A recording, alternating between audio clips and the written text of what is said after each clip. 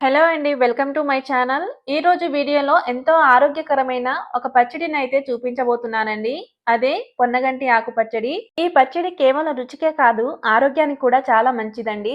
ఈ ఆకుకూరను వారానికి ఒక్కసారైనా తినడం వల్ల మన శరీరానికి కావాల్సిన విటమిన్స్ అండ్ ఐరన్, కాల్షియం వంటి మినరల్స్ బాగా అందుతాయండి. అలాగే మన పూర్వీకులు ఈ ఆకుకూరను తినడం వల్ల కంటి సమస్యలు కూడా తగ్గుతాయని నమ్ముతారండి. ఆలస్యం చేయకుండా ఎన్నో హెల్త్ బెనిఫిట్స్ ఉన్న ఈ పచ్చడిని ఏ విధంగా చేసుకోవాలో ఇప్పుడు మనం చూసేద్దాం. ఫస్ట్ మనం 2 కట్టల వరకు పొన్నగంటి ఆకులను అయితే తీసుకోవాలండి.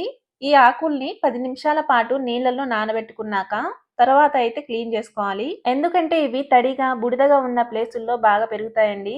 కాబట్టి వీటిని ఎక్కడ మట్టి అనేది లేకుండా 2-3 సార్లు అయితే నీళ్ళతో శుభ్రంగా కడుక్కోవాలి. ఇలా క్లీన్ చేసుకున్నాక వీటిని వీడియోలో చూపించిన విధంగా కాడలు కాకుండా ఓన్లీ ఆకులు మాత్రమే కట్ చేసుకోవాలి. చూడండి, ఇలా కట్ చేసుకున్న ఈ ఆకుల్ని పక్కనైతే పెట్టేసుకుందాం. ఇప్పుడు స్టవ్ ఆన్ చేసి కడాయిలోకి 1 టేబుల్ స్పూన్ వరకు ఆయిల్ వేసుకోవాలి. ఇందులోకి కారానికి సరిపడా 7-8 పచ్చిమిర్చి వేసి చక్కగా వీటిని వేయించుకోవాలండి. ఈ ఛానల్ ని ఫస్ట్ టైం చూస్తున్నట్టయితే లైక్ చేసి సబ్స్క్రైబ్ చేయండి. అలాగే పక్కనున్న బెల్ ఐకాన్ కూడా ప్రెస్ చేయండి.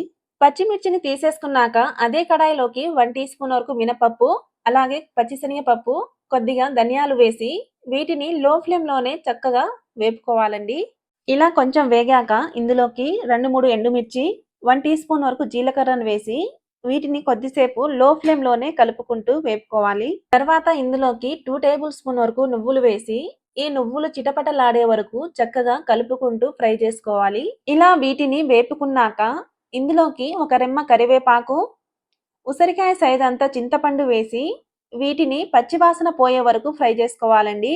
ఈ విధంగా వీటిని ఫ్రై చేసుకున్నాక తీసి పక్కన పెట్టేసుకుందాం. ఇప్పుడు అదే కడాయిలోకి కొద్దిగా ఆయిల్ వేసుకొని మనం ముందుగా తెంపుకున్న పొన్నగంటి ఆకుల్ని వేసేసుకోవాలి. ఈ పొన్నగంటి ఆకులు కొంచెం ముదురుగా ఉంటాయండి. కాబట్టి ఇందులోకి కొద్దిగా వాటర్ ని పోసుకొని లో ఫ్లేమ్ లోనే 5 నిమిషాల పాటు మూత పెట్టేసి ఉడికించుకోవాలి. 5 నిమిషాల తర్వాత మూత ఓపెన్ చేసి చూద్దాం. చూడండి, ఈ ఆకులన్నీ ఎలా మెత్తపడినాయో. ఇలా వీటిని ఉడికించుకున్న తర్వాత స్టవ్ ఆఫ్ చేసి చల్లార్చుకోవాలండి. ఇప్పుడు రోట్లోకి ముందుగా వేయించుకున్న పోపు దినుసుని వేసుకొని ఇందులోకి టేస్ట్కి సరిపడా సాల్ట్, కొద్దిగా పసుపు వేసి వీటిని మెత్తగా దంచుకోవాలండి. కావాలంటే మీరు మిక్సీలో కూడా గ్రైండ్ చేసుకోవచ్చు. ఇలా మెత్తగా దంచుకున్న తర్వాత ఇందులోకి వేయించుకున్న పచ్చిమిర్చి, చింతపండు, అలాగే ఒక రెమ్మ వెల్లుల్లి వేసి కోర్సుగా వీటిని దంచుకోవాలండి. వెల్లుల్లి, పచ్చిమిర్చిని మరీ మెత్తగా దంచాల్సిన అవసరం లేదండి. కొంచెం కోర్సుగా ఉంటేనే బాగుంటుంది. తర్వాత ఇందులోకి ముందుగా ఉడికించుకున్న పొనగంటి ఆకుల్ని వేసి దంచుకోవాలి.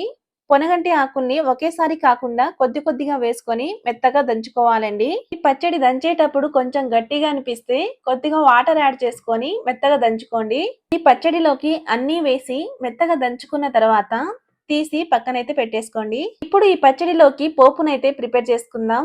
కడాయిలోకి పోపుకు సరిపడా ఆయిల్ వేసుకున్నాక ఆయిల్ కొంచెం హీట్ అయ్యాక ఇందులోకి పోపు దినుసులు, 4-5 పొట్టు తీసిన వెల్లుల్లి వేసి కొద్దిసేపు వేపుకోవాలి. తర్వాత ఇందులోకి 2-3 ఎండుమిర్చి, ఒక రెమ్మ కరివేపాకు, కొద్దిగా పసుపు వేసి వీటిని కొద్దిసేపు వేపుకోండి. ఇలా వీటిని చక్కగా వేయించుకున్నాక ఈ తాలింపులోకి ముందుగా దంచి పెట్టుకున్న పచ్చడిని వేసి అంతా ఒకసారి కలుపుకోవాలండి.